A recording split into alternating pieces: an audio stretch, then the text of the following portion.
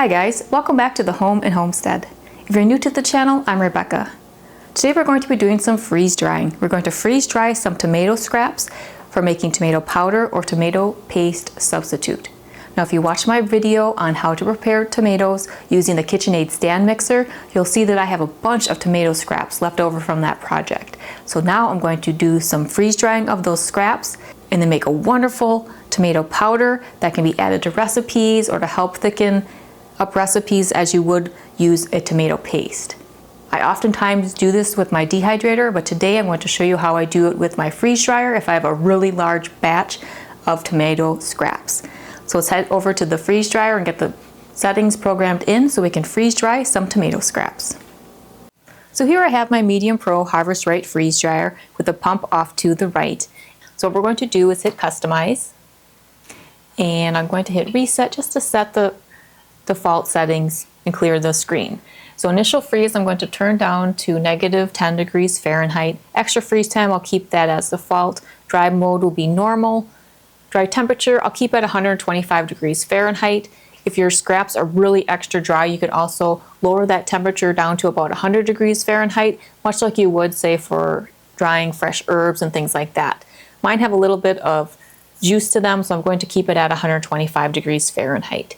Extra dry time, I'll kick that up to 3 hours, and then I'll hit save. So now when I press start, the freeze dryer will go into a 15-minute preparation cycle. This is a great time to get whatever you're going to be freeze drying ready and onto the trays. So let me hit start, and we can go do that. So here I have my Harvest Right trays for the freeze dryer, and what you can do is put your tomato scraps directly on your trays, or you can use little silicone liners, which is what I'm going to do today. That just helps with aiding in cleaning your trays later. You can purchase these directly from Harvest Right, and I have links in the description box if you wanted to look into them for yourself as well. So here I have a big container of these tomato scraps left over from the previous project I spoke about earlier. So I like to use a little scooper here. An ice cream scooper would work just fine. And I start with 2 scoops per tray, and then we can always add more as we go. What I want to do is evenly distribute our tomato scraps onto each of these trays.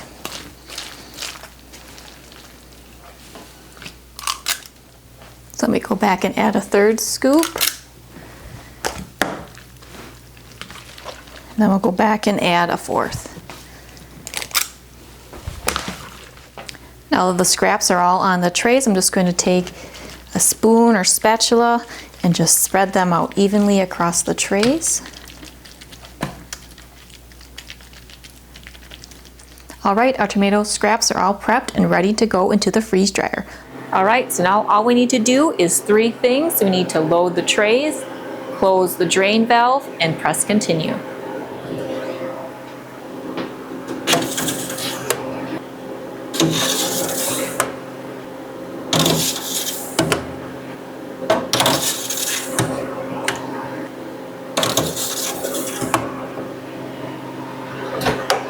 So to close the drain valve, currently it's open and the valve is parallel to the drain. In order to close it, we're just going to turn that valve perpendicular.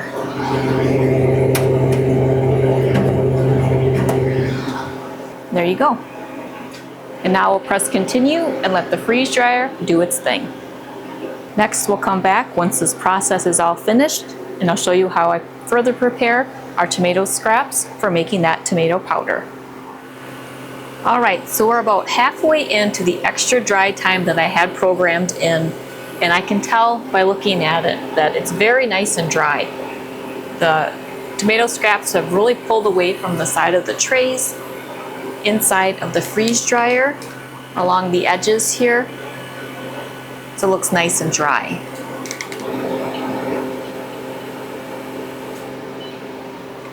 So you can either do cancel or just zero out your extra dry time. Now there's a couple things you need to do at this point when the process is complete. One, you need to open the drain to vent. Then you can do no defrost, add more dry time, or defrost. So what I'm going to do is open the drain to vent, and that'll release the pressure so I can open the door, and I'll make sure that everything looks nice and dry inside. And if it does, then I'll have it defrost. If not, I can add more dry time, put the trays back in, and continue to dry our tomato scraps.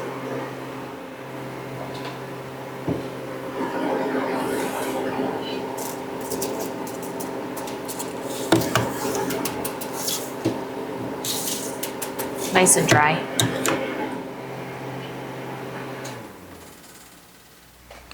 All right, here we have our 5 trays of freeze-dried tomato scraps. Now I'm going to prepare them to make the tomato powder. And as you can see, they're really easy to remove from the tray, especially with the silicone mats. So I'll just take them out of here and we'll get them pulverized into a powder. And I'll show you how I like to reconstitute the tomato powder in order to make a number of different kitchen staples.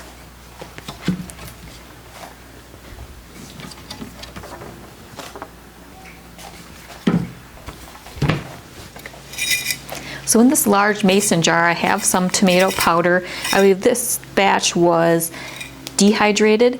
As you can see the color difference, when you dehydrate, it looks more like sun-dried tomato type of coloring, whereas when you freeze dry, you keep more of that true tomato color, and the scent and flavor is really fresh. This will have more of a rich, deep tomato flavor when you do the dehydrating.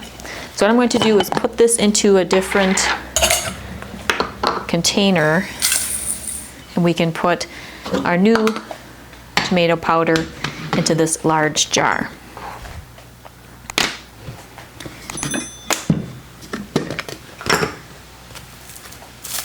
So I'm just going to take some pieces of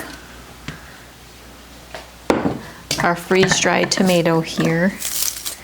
This is just the scraps, so if you watched my earlier video on how to prep tomatoes using the KitchenAid stand mixer and a few of its attachments, we did quick work of preparing a large quantity of tomatoes, and then I saved those scraps to make yet another food preservation product, and we're saving the delicious tomato flavored skin and the seeds in there as well. So I'll just put in my mini food processor or food prep ninja processor. I'm just going to pulse this a few times until we get the powder consistency that we want.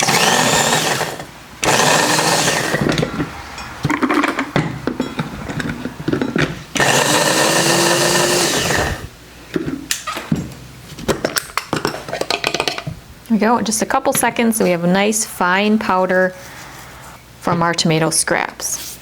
So now I'm going to put that into a large mason jar and put a nice airtight lid on the top, and I'll keep processing our freeze-dried tomato scraps to make our tomato powder. Alright, here we have our freeze-dried tomato powder. It is a nice, soft, and fluffy consistency, and as you can see, it still maintains that nice, bright red color because we freeze-dried it rather than dehydrated it. Now, when I dehydrate my tomato scraps, I have some in a little clamp top jar here. The color and consistency is more of an orange type of tinge, and it's much more like a sun-dried tomato type of flavor.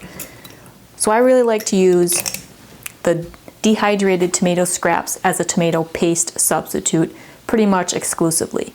But for the freeze-dried tomato scraps, that can be a tomato paste, tomato sauce, or tomato soup substitute. And when I reconstitute the tomato powder to make these different type of kitchen staples, I will do, for tomato paste, I will do a 1-to-1 ratio of tomato powder to water. And for tomato sauce, I will do a 1-to-2 ratio of tomato to water. If I wanted to do a tomato soup, I would do 1 part tomato powder to 4 parts of water, or maybe a vegetable or chicken broth, or even milk if you wanted a nice creamy tomato bisque type of soup to enjoy for a meal.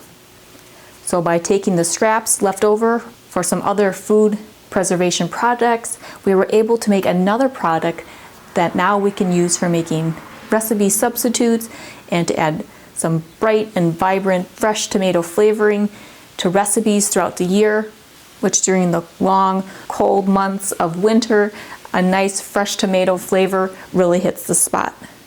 So if you're interested in freeze drying or want to find out more about the freeze drying process, I have a link in the description of the video where you can follow that to Harvest Right, and we can find out more info on that site, as well as the different products that they have available for you. Also, if you already have a freeze dryer and you'd like to have some guidance or ideas of what else you can freeze dry, I have a freeze drying playlist where I go over a number of different things that I like to freeze dry, from herbs and fruits and vegetables, dog treats, all the way to candy and fun little snacks. So hopefully you will take a look at those videos and other food preservation recipes that I have, and you'll be inspired to try some of these food preservation recipes yourself. I also have a number of recipes in the kitchen if you enjoy cooking, as well as gardening, home decor, and organization. If you're new to the channel or haven't done so yet, I'd really appreciate it if you would subscribe. So please hit that subscribe button below if you haven't done so yet. And if you enjoyed this or any other video that you watch, you can give it a thumbs up as well. I hope you continue to watch my channel, The Home and Homestead, for some more homemade, homegrown, and home-style inspiration. And I surely hope that you're having a great day. See you next time. Take care.